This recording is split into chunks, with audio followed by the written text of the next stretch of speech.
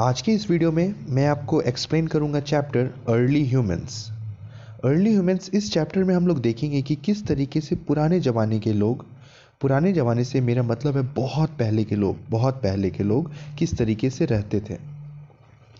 फिर हम लोग उनकी सोसाइटीज़ को डिस्कस करेंगे और फिर स्टोन एज की कुछ बातें होंगी और फिर उनका जो डिस्कवरी है और इन्वेंशन है उसके बारे में हम लोग इस चैप्टर में पढ़ेंगे। तो चलिए अब हम लोग लाइन बाय लाइन एक्सप्लेनेशन शुरू करते हैं। According to most scientists, the Earth was formed approximately 4.6 billion years ago. In comparison, the story of man on our planet is relatively new. Present day, human beings descended from ape like ancestors who walked on four limbs through the process of evolution. This evolution started around 1500 million years ago. The age in which the earliest human being lived is called the prehistoric period. तो यहाँ पर ये बताया गया है कि scientist जो है वो जब अपना रिसर्च किए तो उन्हें पता चला कि अर्थ जो है वो 4.6 बिलियन ईयर अगो पहले फॉर्म हुआ था। और साइंटिस्ट अपने रिसर्च में ये भी पाए कि पहले हम लोग ऐप लाइक स्ट्रक्चर के थे। ऐप एक तरीके का चिंपांजी होता है जो झुक कर चलता है, अपने फोर लिम्स पे चलता है। फिर हम लोग धीरे धीरे इवॉल्व हुए और फिर हम लोग अपने दो पैरों पर चलने लगे। और ऐसा माना जाता है कि इवोल्यूशन जो हम लोग का ये स्टार्ट हुआ था वो आज से अराउंड 1500 मिलियन ईयर अगो पहले हुआ था। फिर हम लोग धीरे धीरे करके हम लोग स्ट्रेट चलना सीखे। और जिस पीरियड में अर्ली मैन लोग रहते थे उस पीरियड को हम लोग प्री हिस्टोरिक पीरियड कहते हैं। और अब हम लोग प्री हिस्टोरिक पीरियड के ही बारे में पढ़ेंगे कि कैसा हुआ करता था उस वक्त का सोसाइटी, कैसे वो सब अपना ज़िंदगी को जीते थे। To find clues about the early man, anthropologists examine the bones of early man, the bones of animal found near them, artifacts such as the weapon and implements used by them. यहाँ पर एक word है एंथ्रोपोलॉजिस्ट्स। Anthropologist का मतलब होता है ऐसा person जो पढ़ाई करता है physical evolution of human beings, जो हम लोग इंसान जो इवॉल्व कर रहे हैं इसके बारे में जो जिस चीज़ की पढ़ाई होती है और इस चीज़ की जो पढ़ाई करते हैं उसे कहते हैं एंथ्रोपोलॉजिस्ट्स। अब आपके माइंड में ये क्वेश्चन चल रहा होगा कि आज के एंथ्रोपोलॉजिस्ट जो हैं वो कैसे पता लगाएं कि अर्ली मैन कैसे होंगे, कैसे दिखते होंगे। तो लास्ट चैप्टर में मैंने आपको बताया था अबाउट कार्बन 14 डेटिंग कि कोई भी चीज़ आप दे दो उसे तो वो बता देगा कि ये कितना पुराना है और ये कितने साल तक जिंदा था। तो उस प्रोसेस से जो हम लोग को बोन मिला था अर्ली मैन का, इससे हम लोग को पता चलता था कि वो लोग उनका स्ट्रक्चर कैसा था। आई होप आपको यहाँ तक बहुत अच्छे से समझ आ गई होगी। अब हम लोग आगे की टॉपिक को देखते हैं। आगे का टॉपिक है ऑरिजिन ऑफ मैन, कि सबसे पहले इंसान कहाँ से निकला। तो according to Charles Darwin, a renowned biologist, all human beings evolved from ape-like ancestor called hominids who gradually learned to stand upright. Anthropologists called Homo erectus or the erect ape man. The species to which humans belong, called Homo sapiens, appeared about 35,000 years ago. It is believed that Africa was the first home of all the Homo sapiens, and from there man migrated to other parts of the world. Certain features gave human an edge over other animals. These includes, in lines का ये मतलब है कि एक scientist थे, biologist थे जिनका नाम था चार्ल्स डार्विन। वो बोले थे कि जो भी ह्यूमन है वो इवॉल्व हुआ है। पहले वो ऐप लाइक एंसेस्टर थे। ऐप लाइक मतलब कि वो एक चिंपांजी के जैसा थे, फोर लिम्स पर चलते थे। फिर धीरे धीरे करके वो खड़ा हुए और ग्रेजुअली मतलब वो सीधा खड़ा होकर चलने लगे। और जो एंथ्रोपोलॉजिस्ट हैं वो ऐसे चीज़ों को होमो इरेक्टस बोलते थे। होमो इरेक्टस का मतलब होता है खड़ा।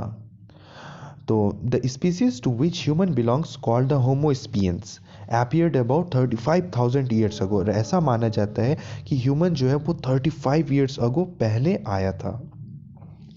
इट इज़ बिलीव्ड दैट, और ऐसा माना जाता है कि अफ्रीका जो था, अफ्रीका कंटिनेंट, वो फर्स्ट होम था होमो स्पियंस के लिए।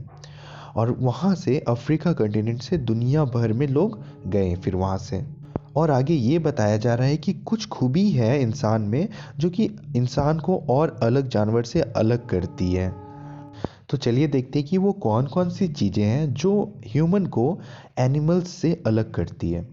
तो सबसे पहला है large brain and the capacity to reason और थिंक। हम लोग के पास बहुत बड़ा दिमाग होता है, जिससे कि हम लोग के पास ये कैपेसिटी होता है कि हम लोग कुछ रीज़न दे सकें और कुछ सोच सकें। Second, speech which enable man to communicate and share knowledge. और हम लोग के पास एक क्षमता है बोलने की। हम लोग बोल सकते हैं, बाकी दुनिया में कोई नहीं बोल सकता। सबका एक अलग लैंग्वेज होता है, बट हम लोग बहुत अच्छे से कम्युनिकेट कर सकते हैं और अपने नॉलेज को शेयर कर सकते हैं। फिर बाइपेडलिज्म। बाइपेडलिज्म मतलब होता है कि वैसे लोग जो अपने 2 फीट पर चल सकें। बाइफिडलिज्म होने के कारण bipedalism freed the hands and man could carry things, make tools and wield weapon for his protection. हम लोग 2 पैरों पर चल सकते हैं, इसीलिए हम लोग के पास 2 हाथ हैं, तो इस हाथ से हम लोग अपना प्रोटेक्शन कर सकते हैं। चीज़ को हम लोग उठाकर एक जगह से दूसरी जगह जा सकते हैं और हम लोग वेपन भी बना सकते हैं। और जो सबसे लास्ट खूबी है वो ये कि opposable thumb help man to grasp object. कि हम लोग के पास थंब है जिससे कि हम लोग ऑब्जेक्ट को पकड़ सकते हैं अच्छे से। तो ये सब जो खूबी है जिसके कारण हम लोग जानवर से अलग हैं। अब आता है स्टोन एज। स्टोन एज इस चैप्टर का सबसे इम्पॉर्टेंट टॉपिक है और इस टॉपिक में आपको बहुत सारी चीज़ें सीखने को मिलेगी। तो आप यहाँ से कुछ ज़्यादा ही कंसंट्रेट करके वीडियोस को देखिएगा। The stone as. The stone as सुनने में ही लग रहा है कि ये कुछ पत्थर से रिलेटेड है। तो बिल्कुल हाँ, ये पत्थर से ही रिलेटेड है। डिफरेंट टाइम पे डिफरेंट टाइप्स का पत्थर का इस्तेमाल किया गया था, उसी के बारे में यहाँ पर जिक्र है ये सब टॉपिक में। तो चलिए अब हम लोग अच्छे से इस टॉपिक को समझते हैं। Since stones were used on a large scale to make tools, the prehistoric age is known as the stone age. जो प्री हिस्टोरिक एज जो अभी हम लोग पढ़ रहे हैं उसे कहते हैं स्टोन एज भी। विच लास्टेड रफली from about 2 million years to 10,000 years ago. The Stone Age is further divided according to the types of stone used into। तो स्टोन एज को भी फर्दर 4 पार्ट में डिवाइड किया गया है, 4 एज में डिवाइड किया गया है, क्योंकि और ऐसा माना जाता है कि इन 4 एज में इस स्टोन्स का इन स्टोन्स का बहुत ज़्यादा इस्तेमाल हुआ था। तो वो कौन से स्टोन्स हैं तो उसे देखते हैं अब। तो सबसे पहला है पैलियोथिक एज। इसे हम लोग ओल्ड स्टोन एज भी कहते हैं। फिर आया मैसियोलिथिक एज। मैसियोलिथिक एज मतलब होता है मिडिल स्टोन एज। मैसियोलिथिक, मिडिल, ये सुनने में थोड़ा साउंड सेम है इन दोनों का, तो इससे आप याद रख सकते हो मैसियोलिथिक एज, मिडिल स्टोन एज। फिर आया नियोलिथिक एज। नियोलिथिक एज से याद रखना है आपको न्यू स्टोन एज।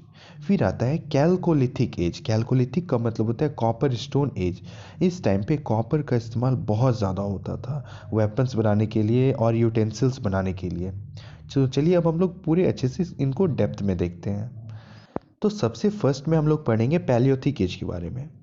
तो paleolithic age, the first stage of human civilization is known as the Palaeolithic age, which extended from 5100 before Christ era to 10,000 before Christ era. Life of paleolithic age was hard. उस वक्त का ज़िंदगी बहुत hard था। He was a food gatherer and dependent entirely on nature for food. इस वक्त के जो लोग थे, जो अर्ली मैन थे, वो फूड गैदरर थे। मतलब है कि वो एक जगह से दूसरी जगह फूड को इकट्ठा करते थे और depend entirely on nature for food, और नेचर पर डिपेंड रहते थे अपने खाने के लिए। He ate fruits, root, nuts, flesh of animals and even insects. और ये लोग रूट्स खाते थे, फ्रूट खाते थे और जानवर का मांस कच्चा ही खा जाते थे, और इवन इंसेक्ट्स भी खाते थे, कीड़े मकोड़े भी खाते थे। He did not have a permanent place to stay. और इसका कोई परमानेंट प्लेस नहीं रहता था रहने के लिए। He wandered like a nomad from place to place. Nomad वैसे लोगों को बोलते हैं जिसका कोई घर नहीं रहता, वे अपना ज़िंदगी कभी इधर तो कभी उधर रहकर बिता लेते हैं। तो उस वक्त के लोग भी नॉमेड के जैसा ही थे। ही यूज्ड एनिमल्स स्किन और the bark of trees and leaves to cover his body. और अपने शरीर को ढकने के लिए वो एनिमल का खाल या फिर पेड़ का खाल को पहनते थे। The Palaeolithic man was a hunter gatherer who used crude stone tools to hunt animal. और ये सब पत्थर, सीधा पत्थर का इस्तेमाल करते थे एनिमल का शिकार करने के लिए। He lived in caves and on trees to protect himself from wild animals. और अपने आप को बचाने के लिए ये सब पेड़ पे रहते थे या फिर गुफा बना कर रहते थे। The Bhimbetka caves in Madhya Pradesh and Mirzapur in Uttar Pradesh in India are the famous paleolithic sites. तो ये कुछ पिक्चर्स हैं भीमबेटका केव्स का। तो आप देख सकते हो ये कितना औसम है, और इसी में रहते थे पैलियोथिक एज के लोग। ये अर्ली मैन तो थे ही, बट ये अर्ली मैन पैलियोथिक एज के थे, सबसे पुराने लोग हैं ये सब। ठीक है, ये केव में ये सब रहते थे। Now the next topic is tools. इस टॉपिक में हम लोग देखेंगे कि पैलियोथिक एज के जो लोग थे वो कैसे टूल्स का इस्तेमाल करते थे। टूल्स का मतलब है कि औजार या फिर जो हथियार होता था उनके पास वो कैसा होता था।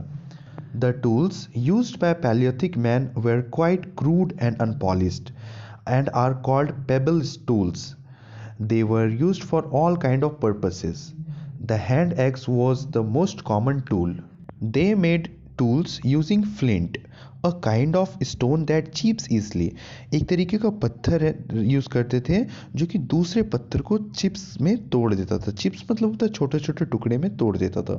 The tool of this age can be divided into two categories: core tools and flake implement. यहाँ पर टूल्स को दो कैटेगरीज में बांटा गया है। पहला है कोर टूल और दूसरा है फ्लेक इम्प्लीमेंट। तो हम लोग समझते हैं कि कोर टूल क्या होता है और फ्लेक इम्प्लीमेंट्स टूल क्या होता है। Core tools were made by chipping and shaping large stone. They were usually pear shaped with sharp edges like hand axes which were held in the hand and used to cut trees, dig the earth and shape sticks. Some of these have been found in South India.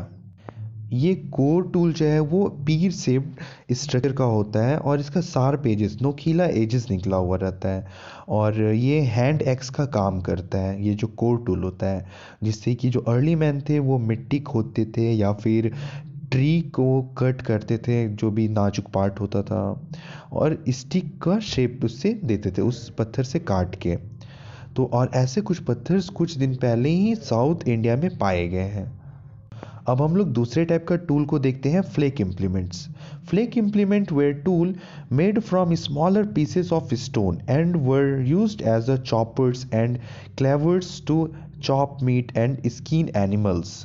Flake implements जो tools थे वो थोड़े छोटे होते थे और उसका जो काम होता था वो होता था चॉप करना। जैसे चाकू होता है एक छोटा सा है, तो उससे हम लोग सब्जी को चॉप करते हैं या फिर मीट को चॉप करते हैं। तो उसी तरीके से अर्ली मैन भी फ्लेक इम्प्लीमेंट टूल से मीट को चॉप करने के लिए इस्तेमाल में लाते थे। अब बहुत इंपॉर्टेंट टॉपिक आया, डिस्कवरी ऑफ फायर। तो एक चीज़ तो आपको क्लियर है कि आग का जो डिस्कवरी हुआ था वो पैलियोथिक एज में हुआ था। मतलब कि जो सबसे पुराने अर्ली मैन थे ना, उन लोगों ने आग का डिस्कवर किया था।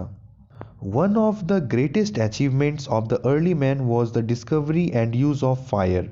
The early man feared fire, but when forest fire broke out, he began to use it.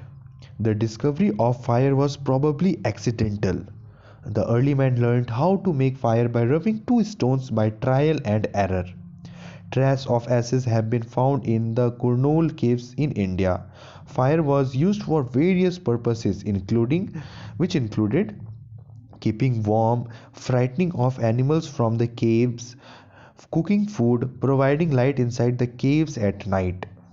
आग का जो डिस्कवर हुआ अर्ली मैन लोग के लिए, ये अर्ली मैन लोग के लिए सबसे बड़ी अचीवमेंट थी। और बाय एक्सीडेंट ये डिस्कवर हुआ फायर का, क्योंकि अर्ली मैन जब दो पत्थर को रगड़ रहे थे तो एक्सीडेंटली मतलब उससे चिंगारी निकला और सडनली आग भी उससे लग गया। तो ये एक ट्रायल मेथड से ये डिस्कवरी हुआ था पैलियोथिक एज में। और अभी भी कुछ जो राख है वो पाया जाता है इंडिया के कुछ केव्स में। फिर आगे चल के इन आग का बहुत इस्तेमाल किया early mans, like keeping warm, अपने आप को गर्म रखना, जंगली जानवर को दूर रखना और अपने खाना को पकाना, और फिर रात में जब केव में अंधेरा होता था तो लाइट भी प्रोवाइड करना। इसके लिए अर्ली मैन्स जो थे वे इस्तेमाल करते थे आग का by heat and trial method. Heat and trial method का मतलब है कि वो पत्थर को रगड़ते थे, उससे जो चिंगारियाँ निकलती थी उससे आग लगती थी। इसी को कहते हैं हीट एंड ट्रायल मेथड। ऐसा नहीं है कि अर्ली मैन सिर्फ शिकार करते थे और अपनी ज़िंदगी बिताते थे। अर्ली मैन जो थे वो आर्टिस्ट भी बहुत अच्छे हुआ करते थे। तो चलिए अब हम लोग उसके कुछ आर्ट के अचीवमेंट के बारे में बात करते हैं। The Palaeolithic man were skilful artist. They expressed themselves by painting walls of caves, which give us an idea of their social life. They usually painted hunting scene, food gathering, dancing and fishing. These pictures were very lively and colorful. और early man के time के जो artist थे वो दीवारों पर hunting scene बनाते थे, फिर फूड गैदर कर रहे हैं उनके कलीग्स वो सब बनाते थे, डांसिंग करता था उसका बनाता था, फिशिंग करता था उसका बनाता था, और बहुत ही कलरफुल और लाइवली फ़ोटो, मतलब पूरा रियलिस्टिक उस वक्त के लोग। Beautiful Paleolithic cave painting can be found in France in large numbers. In India, these paintings can be found in Bhimbetka, Adamgarh, Pratapgarh and Mirzapur. तो ये सब आपको मिल जाएंगे इन जगहों पर पेंटिंग्स। अगर आप देखना चाहोगे तो आप प्लीज़ वहाँ जाकर विजिट करिएगा। तो ये जो अभी हम लोग मैंने आपको एक्सप्लेन किया ये थे पैलियोथिक एज, मतलब सबसे ओल्ड स्टोन एज। अब मैं आपको एक्सप्लेन करूँगा मैसियोलिथिक एज के बारे में। द मैसियोलिथिक एज, इसे एज ऑफ ट्रांजिशन भी कहा जाता है। The Palaeolithic age was followed by Mesolithic age when the early man tried to find ways and means to make his life more comfortable, his chief concerns being security and food. The Mesolithic age या फिर middle stone age, इस वक्त के जो early man थे वो अपने life को लेके थोड़े कंसर्न थे और वो थोड़े आराम की ज़िंदगी बिताना चाहते थे और वो सिक्योर रहना चाहते थे जंगली जानवरों से, और वो सिक्योर रहना चाहते थे फूड को भी लेके कि उन्हें जब भूख लगे वो खा सकें। This period lasted for a short while, from 10,000 before Christ era to 8,000 before Christ era. During this period, man learned to make more sophisticated tools, using bones and horn along with stones. Since these materials were more flexible and lighter than stone, they could also be used to make a large variety of things like bows and arrow and fishing hooks. Heavy tools gave way to smaller and more refined ones called microlith. Micro का मतलब होता है छोटा और लिथ का मतलब होता है stone, like arrowheads, saffords, hooks, borers and hammers. Microlith were refined tools which were lighter, sharper and more sophisticated than Paleolithic tools. In India, microlith have been found in the Mysore and in the western Narmada regions. Middle stone age के early mains जो थे वो stone का तो इस्तेमाल करते ही थे, पर जब कोई जानवर मर जाता था और फिर वो सूख कर उसका हड्डी जब होता था तो उस हड्डी का भी इस्तेमाल करते थे हंटिंग के लिए, कटिंग के लिए, क्योंकि हड्डी भी तो मजबूत होता है ना, तो वो हड्डी का इस्तेमाल करते थे और सींग का भी इस्तेमाल करते थे जो हॉर्न्स होता था। और फिर ये माइक्रोलिथ का मतलब मैंने बताया कि माइक्रो का मतलब होता है छोटा और लिथ का मतलब होता है स्टोन। तो ये माइक्रोलिथ का भी इस्तेमाल करते थे एरो हेड में, जो तीर के आगे ये सब माइक्रोलिथ स्टोन लगाते थे ताकि जो है तीर वो हल्का हो और उसका जो पॉइंटेड है वो कुछ ज़्यादा हो, जिससे कि वो अच्छे से शिकार कर सके। Domestication of plants and animals. The Mesolithic people were still hunters and gatherers. Apart from that they started fishing too, वो सब मछली भी मारने लगे थे। Many fishing hooks have been found in Mesolithic site, जहाँ पर भी मैसोलिथिक साइट है वहाँ पर मछली मारने वाला वो हुक बहुत ज़्यादा मिला था। As the climate grew warmer in some sites traces of wheat and barley have been found. However, full-fledged agriculture was not practiced in the Mesolithic age.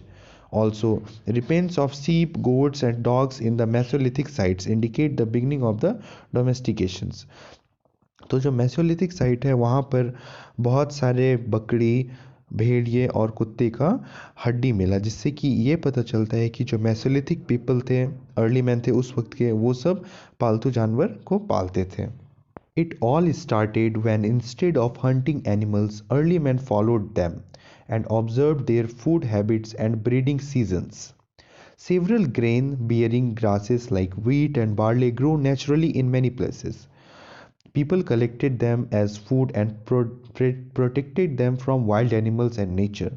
They slowly started observing them and threw off ways to grow food. फिर barley और गेहूँ जब अपने आप उपजने लगे naturally, तो वो लोग जब खाए इस घास को तो उन्हें लगा कि ये ठीक है, खाने के लायक है, ये चीज़ टेस्टी है ये। तो फिर ये ऐसे ही ऑब्ज़र्व करने लगे, फिर अपने आप को वाइल्ड एनिमल से प्रोटेक्ट करने लगे, नेचर से प्रोटेक्ट करने लगे। नेचर से प्रोटेक्ट करना मतलब बारिश से प्रोटेक्शन पाना, ठंड से प्रोटेक्शन लेना, ऐसे करने लगे। और फिर धीरे धीरे धीरे धीरे करके ये अपने अनाज को भी उपजाने लगे थे। अभी तक हम लोगों ने पैलियोलिथिक एज देख लिया, फिर मेसोलिथिक एज देख लिया। अब हम लोग पढ़ेंगे नियोलिथिक एज के बारे में। नियोलिथिक एज सुनने में नहीं लग रहा है ये नया न्यू स्टोन एज है? तो ये न्यू स्टोन एज के ही बारे में है, Neolithic age. The Neolithic age lasted रफली from 8000 before Christ era till about 4000 before Christ era. During this period, man made considerable progress. Man gave up his nomadic lifestyle. मैंने nomadic के बारे में बताया था। नॉमेडिक का मतलब होता है ऐसा इंसान जो जिसका कोई ठिकाना नहीं होता है, कि आज यहाँ तो कल वहाँ, उसका कोई प्रॉपर ठिकाना ही नहीं रहता है, वो घूमते रहते हैं। बट नियोलिथिक एज में लोग जो थे वो नॉमेडिक लाइफस्टाइल नहीं बिताते थे। Took to cultivate and began to live a settled life, और वो कल्टिवेशन स्टार्ट कर दिए थे, खेती होना स्टार्ट हो गया था, और वो सेटल्ड लाइफ जीते थे। मोस्टली नियर रिवर्स, ये नदियों के किनारे मोस्टली जीते थे। अब हम लोग देखते हैं क्या क्या फीचर्स हैं कि नियोलिथिक एज के लोग रहते कैसे थे। तो एक family group could construct mud house and thatched roofs close to each other, surrounded by a common fence. In due course, these groups grew into tribes and villages. A family group would construct mud house, तो वो कीचड़ का एक दीवार बनाते थे, कीचड़ को लेप कर एक दीवार बनाते थे, और ऊपर से एक कुछ खर पतवार ऊपर से ढक देते थे। और फिर ये धीरे धीरे ऐसे छोटे छोटे घर बनते बनते बनते बनते ट्राइब्स बन गए। सभी ट्राइब्स मतलब कि एक ये सब प्रजाति बन गए, और फिर विलेज बन गया। ऐसे ही घर बनते बनते बनते एक गाँव ही पूरा बन गया था।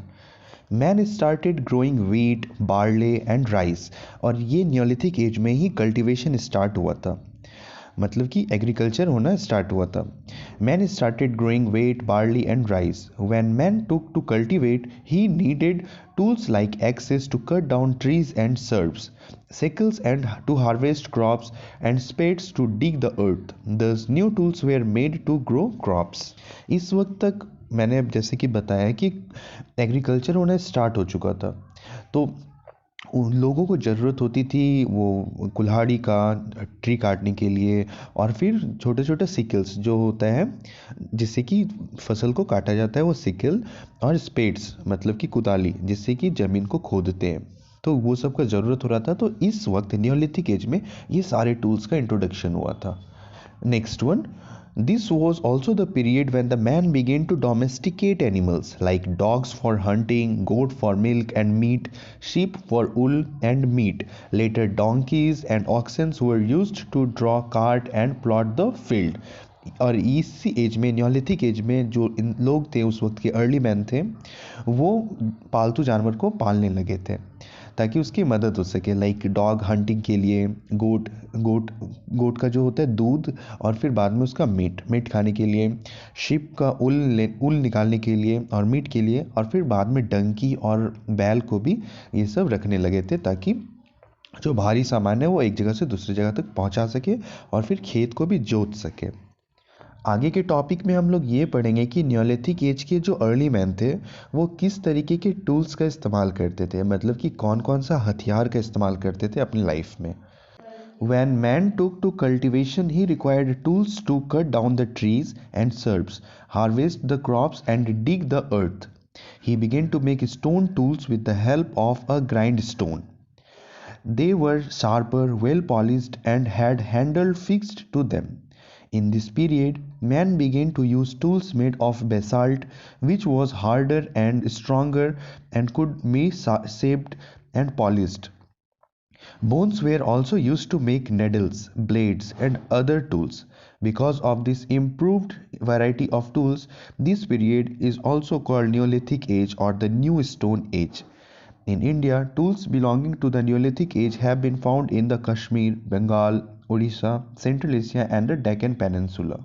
आई होप आपको ये टॉपिक अच्छे से समझ आ गई होगी, रिफाइंड टूल्स, और आपको ये भी आंसर मिल गया होगा कि न्यूलिथिक एज को न्यू स्टोन एज क्यों कहा जाता है। चलिए अब हम लोग नेक्स्ट टॉपिक पर चलते हैं। न्यू स्टोन एज का जो नेक्स्ट टॉपिक है वो है पॉटरी। मैंने आपको बताया था कि न्यू स्टोन एज में ही लोग कल्टीवेट करने लगे थे, उपजाने लगे थे अनाज को, तो अब पोल्ट्री का इस्तेमाल होना है। तो when man became a food producer he felt the need for containers to store the surplus grains. Containers were also required to store milk and water and to cook food. At first, man wove baskets from wild grasses and plastered it with wet clay. But these were not good enough as liquid could not be stored in them. Later, man learned to bake the pots over fire to make them waterproof. When man became a food producer, मतलब जब इंसान अनाज उपजाने लगा था तो उसे ज़रूरत हुई, जो वो खा रहा है वो तो खा ही गया, फिर कुछ जो अनाज बच जाता था उसे सरप्लस कहते थे, सरप्लस ग्रेन्स। तो सरप्लस ग्रेन्स को स्टोर करना था, तो इसके लिए वो सब स्टार्टिंग में कुछ घास का टोकरी बनाते थे और फिर उसी को वेट क्ले से करके उसमें रख देते थे, पर लिक्विड उसमें नहीं स्टोर हो पाता था, जैसे कि पानी हुआ या फिर दूध हुआ। तो बाद में धीरे धीरे करके ये नियोलिथिक एज के जो लोग थे वो सीखे वो मिट्टी को आग में डालकर किस तरीके से पॉट बनाया जाए, तो फिर वो लोग पॉट भी बना लिए। हम लोग पॉटरी के बारे में पढ़ लिए कि पॉटरी का जो इन्वेंशन हुआ था वो नियोलिथिक एज में हुआ था। अब हम लोग पढ़ेंगे एक बहुत ही बड़ा इन्वेंशन जो नियोलिथिक एज में हुआ था, वो था व्हील का, चक्का। तो चक्का जो बना था वो नियोलिथिक एज में बना था। One of the greatest inventions of Neolithic man was the invention of the wheel. Early men observed the way logs rolled easily. This must have given him the idea of fitting wheels to the sledges and carts. The invention of the wheel made traveling quicker and more comfortable. Apart from this, the wheels was used for pottery, spinning and weaving. The potter's wheel came to be used during this period. Man began to use cotton and wool to make cloth along with animal skin, barks and leaves.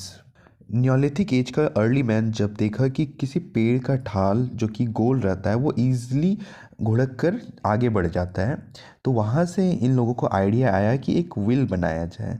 Wheel का मतलब होता है चक्का, चक्का बनाया जाए। तो वहीं से इंस्पिरेशन लेकर न्योलिथिक एज के जो अर्ली मैन थे उन्होंने व्हील बनाया था।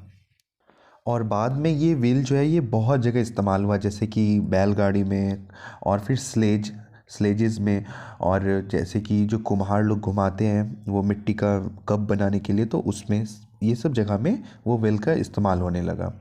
आगे का टॉपिक जो है हम लोग का वो है न्यूलिथिक एज का जो रिलीजियस बिलीफ था, वो सब किस भगवान को मानते थे उसके बारे में देखेंगे। Religious belief. Like the Paleolithic man, the Neolithic man too was afraid of natural phenomena. Natural phenomena का मतलब है like lightning and thunder and natural calamities like floods and earthquake, as these were beyond his control. So he began to worship forces like sun, rain, fire and earth to appease them. Appease them का मतलब to satisfy, उनको मनाना। Death was considered a journey from which one never returned. और जो मृत्यु है, मृत्यु को माना जाता था कि ये ऐसा जर्नी है जो कि इस जर्नी पे जाने के बाद कोई वापस नहीं लौटता है। Hence the dead were buried and their belongings were placed in their grave or in a large vessel called urns. They also marked burial place with huge blocks of stone. These sites are called megaliths. तो religious belief में हम लोगों ने देखा कि जो neolithic age के लोग थे वो जब बारिश होता था या फिर बिजली कड़कता था या आकाश में आवाज़ होती थी तो ये सभी डर जाते थे, तो उनको प्लीज़ करने के लिए ये सब पूजा करते थे।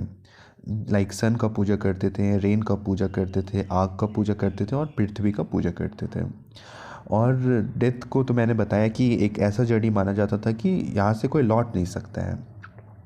और फिर जब कोई मर जाता था तो उनको बरीड कर देते थे, उनको गाड़ दिया जाता था। और वहाँ पे एक पत्थर ऐसे एक सिंबल के लिए, एक पहचान के लिए वहाँ पे एक बड़ा जैसा पत्थर भी रख दिया जाता था। सो अभी तक हम लोगों ने देखा नियोलिथिक एज का इन्वेंशन, उसका रिलीजियस बिलीफ, पॉटरी, फिर उन वो कौन से टूल्स का इस्तेमाल करते थे, तो ये सभी थे नियोलिथिक एज के। अब हम लोग देखेंगे कैलकोलिथिक एज के लोग के बारे में। द कैलकोलिथिक एज, ये कैलकोलिथिक एज कुछ साउंड नहीं कर रहा कॉपर एज से? तो इस कैलकोलिथिक एज में जो है वो स्टोन का इस्तेमाल नहीं होता था। इस वक्त मेटल का इन्वेंशन हुआ, लाइक लोहा, ब्रॉन्ज और कॉपर, ये सब सारे मेटल्स का इन्वेंशन हुआ था उस वक्त, डिस्कवर हुआ था उस वक्त। तो इसीलिए इसका नाम पड़ा कैलकोलिथिक एज। और अब हम लोग कैलकोलिथिक एज के बारे में पढ़ेंगे, तो चलिए शुरू करते हैं।